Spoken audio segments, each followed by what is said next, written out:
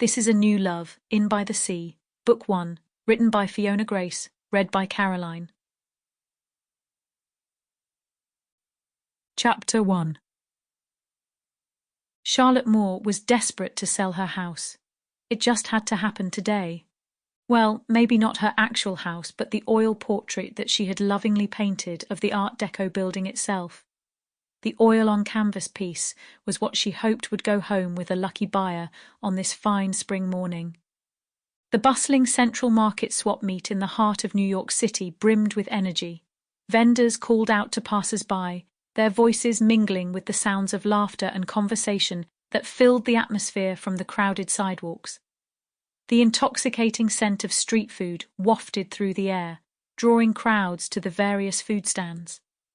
Amid the colourful chaos, customers perused the eclectic assortment of wares on display: antiques, handmade crafts, vintage clothing, and more. Charlotte was busy setting up her booth. Her long brown hair was pulled back into a loose ponytail, wisps of hair framing her face as she concentrated on arranging her items. Each piece was a window into her soul, and she'd come a long way from finger painting in Mrs. Gerald's first-grade classroom all those years ago in Brooklyn. Her college years in art school had honed her natural passion, and she hoped that someone today would see that shining through. She carefully placed each canvas on an easel or leaned it against the booth's tarp-like walls, ensuring the paintings had enough space to breathe and catch the eyes of potential buyers. As Charlotte stepped back to survey her work, she felt both pride and anticipation. This was her chance to share her creations with the world and make a name for herself in the competitive art scene. Do you really want to spend all day in the park trying to hawk paintings on the street?